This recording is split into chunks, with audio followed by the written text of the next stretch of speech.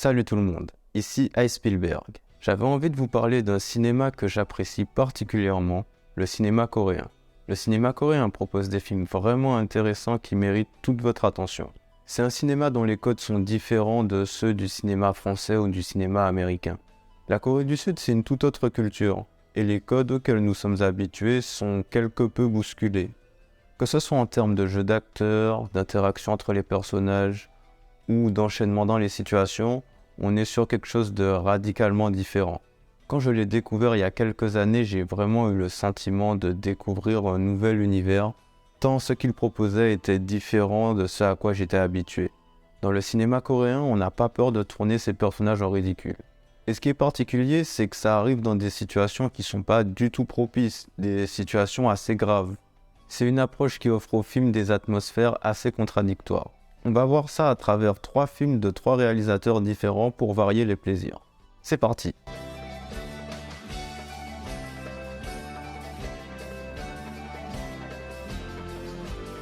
Alors, j'ai un peu menti, on va pas parler de 3 films mais plutôt 4 films, dont un sur lequel on va passer assez rapidement.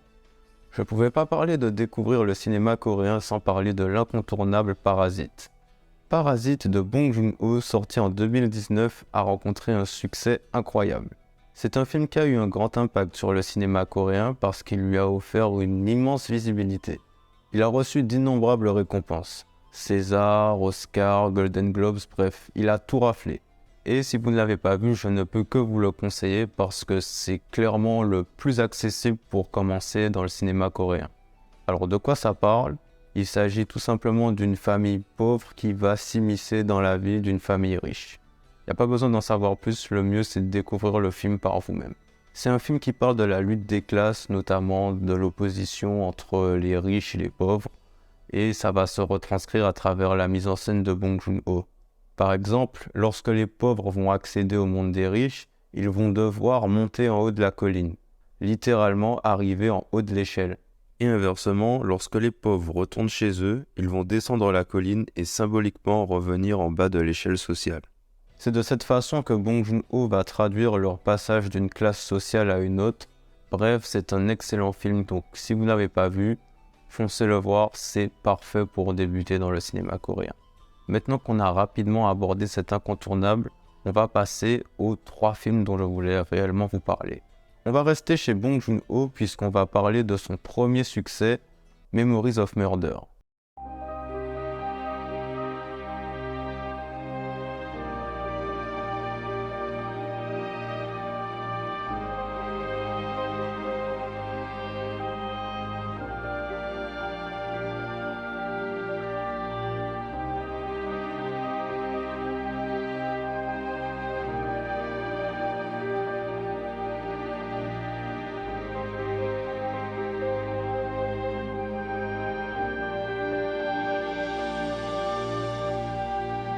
Alors de quoi ça parle ? Le film se déroule dans une petite commune de la campagne dans laquelle des femmes vont être sauvagement assassinées. C'est la première fois que cette petite communauté est confrontée à des actes de ce genre. Et la police est complètement dépassée par les événements. Un enquêteur un peu plus expérimenté, tout droit venu de la capitale, donc Séoul, leur viendra en aide. Memories of Murder, c'est le premier film avec lequel j'ai découvert le cinéma coréen, et ça a été une véritable claque. Et étant un grand fan de thriller, j'ai découvert une nouvelle façon d'aborder le genre. Moi qui étais habitué au code du cinéma américain avec des flics compétents qui savent ce qu'ils font, qui savent mener une enquête de bout en bout, j'ai été complètement pris à revers avec ce film. Bref, si vous vous attendiez à ça, J'ai une seconde, bouclez-moi le périmètre. Ok, Jackson.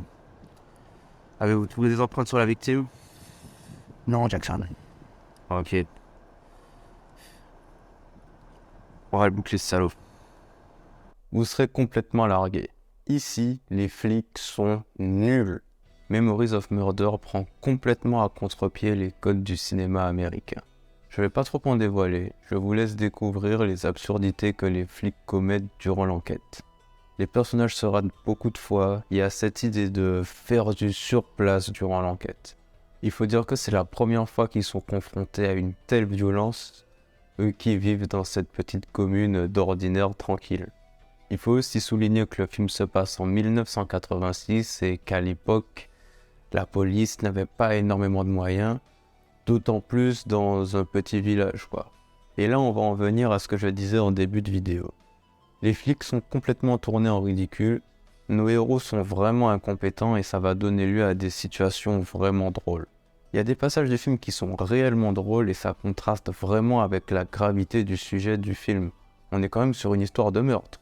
On va se mettre à rigoler et sans transition, on va revenir à la gravité du sujet et il y a un contraste qui va se créer à ce niveau-là.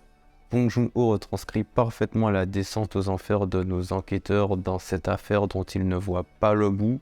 Et nous aussi, on descend avec eux. Côté technique, il n'y a rien à dire. L'étalonnage grisâtre renforce l'aspect sombre du film et nous plonge dans cette enquête désespérée. Les acteurs sont vraiment excellents dans leur registre, bien que leur jeu soit différent des standards habituels. Au fil du temps, Memories of Murder est devenu l'un de mes films préférés. Et cette enquête dont on n'arrive pas à trouver l'issue me passionne toujours autant. Et aussi, c'est inspiré de faits réels. Voilà. Passons maintenant au deuxième film. Old Boy de Park Chan-wook.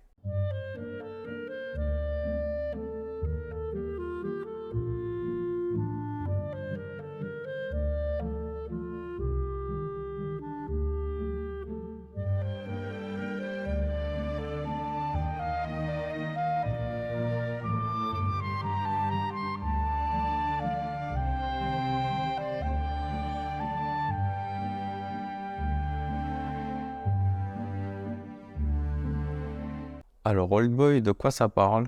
C'est l'histoire d'un homme ordinaire qui va se faire kidnapper et qui va rester enfermé pendant 15 ans dans une chambre. Lorsqu'il va sortir, il va chercher à comprendre pourquoi il a été enfermé et surtout à se venger. Le film est vraiment incroyable. Alors, dans les films de Park Chan-wook, on n'a pas trop cet aspect tourner les personnages en ridicule. Les premières minutes du film nous présentent le héros de façon un peu ridicule, mais vraiment ça va durer 5 minutes. Tout le reste du film va être hyper sérieux. Park Chan-wook ne va pas être tendre avec notre héros et va lui en faire voir de toutes les couleurs. Vraiment, il va lui arriver que des galères et ce sera vraiment frustrant de voir notre héros subir toutes ces galères parce qu'on aura beaucoup d'empathie pour lui. Là où on peut le rapprocher de Memories of Murder, c'est que le héros va avoir tendance à rater un peu ce qu'il entreprend lui aussi. Alors je vais raconter un léger détail du film qui est vraiment pas important, mais si vous voulez vraiment découvrir totalement le film, je vous invite à aller à ce timecode pour ne pas vous faire spoiler, même si c'est vraiment un mini spoil quoi. Donc comme je l'ai dit tout à l'heure, le héros va finir par sortir de sa prison. Alors on le suit en train de creuser un trou pour s'évader, vraiment ça lui prend énormément de temps, il doit faire ça un peu en cachette. Vraiment, il se donne du mal pour creuser ce trou qui va lui permettre de s'évader. Et au final, quand il va sortir, ce sera même pas grâce à son trou. Son ravisseur aura décidé de le libérer. Donc le mec s'est même pas évadé en fait. Le fruit de ses efforts n'est pas récompensé. Ce n'est pas une victoire pour le personnage. C'est ce genre de truc qui personnellement m'a frustré pour lui. Ça y est, ça s'est dit. Alors il y a plusieurs thèmes qui sont abordés dans le film. Notamment la folie à laquelle on est confronté lorsqu'on est isolé. Le film va aussi aborder une question relative à notre personnage, puisqu'il va tenter de savoir qu'est-ce qui prime entre connaître la raison de son emprisonnement ou la vengeance, qu'est-ce qui est le plus important, est-ce que tout ça a un sens même? La mise en scène de Park Chan-wook est vraiment magistrale. Park Chan-wook va filmer des plans qui seront composés de façon similaire afin de créer un effet miroir et d'exprimer la correspondance entre deux événements ou la dualité entre deux personnages. Le film est également très riche en symbolique, que ce soit à travers les couleurs ou les décors. D'autre part, certaines scènes sont tellement marquantes qu'elles sont devenues cultes. Old Boy est un excellent film de vengeance. Le film a vraiment un déroulement inattendu avec beaucoup de rebondissements. D'ailleurs, avec le temps, le film est lui-même devenu culte, donc Old Boy, c'est un must-see absolu. On va maintenant aborder notre dernier film, The Strangers de Na Hong-jin. 이렇게 소문이 바다한 말이요? 무슨 이유가 있는 거요? 이유가 요새 자꾸 동네에서 사람 죽어나가는 거. 그놈이랑 뭔 연관이 있는 거요? Il s'agit de loin du moins accessible des trois films. Alors, de quoi ça parle? Le film se déroule dans un petit village de montagne dans lequel auront lieu d'horribles crimes. Rapidement, les suspicions vont se porter vers un étranger japonais récemment installé, sur qui circulent d'inquiétantes rumeurs. Si on a pu voir avec Memories of Murder que les Coréens arrivent à mélanger différents styles comme la comédie et le thriller, ici on est dans un mélange des genres encore plus prononcé, puisque le film va mélanger comédie, horreur, thriller, drame, fantastique. Oui, il y a tout ça dans The Strangers. Ce qui est sûr, c'est que c'est un film qui nous fait sortir de notre zone de confort parce qu'on n'a pas l'habitude de voir autant de genres dans un seul film. C'est un film qui cherche à nous perdre et on ne sait pas trop où est-ce qu'il veut nous amener. À l'instar de Memories of Murder, on va retrouver des flics complètement paumés, d'autant plus que l'enquête prend rapidement une dimension surnaturelle. On va retrouver dans le film des éléments d'horreur liés au folklore coréen. Et ça peut parfois avoir un côté un peu grotesque, mais ça a son charme. Visuellement, le film est magnifique. La photographie est sublime.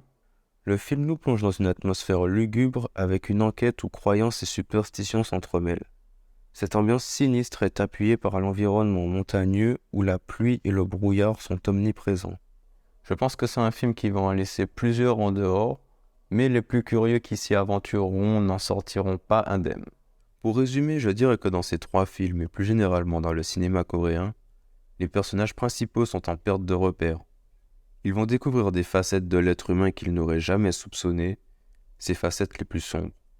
Tout ce qu'ils pensent savoir sera constamment remis en question, et tout ça va lentement les mener vers les limites de la déchéance morale, et même pour certains à franchir ces limites. Ça y est, j'ai présenté tous les films. J'espère que ça vous donnera envie de découvrir le cinéma coréen et de l'apprécier comme moi je l'apprécie. Merci d'avoir suivi la vidéo. N'hésitez pas à vous abonner à la chaîne pour ne pas manquer les prochaines. C'était Spielberg. À la prochaine.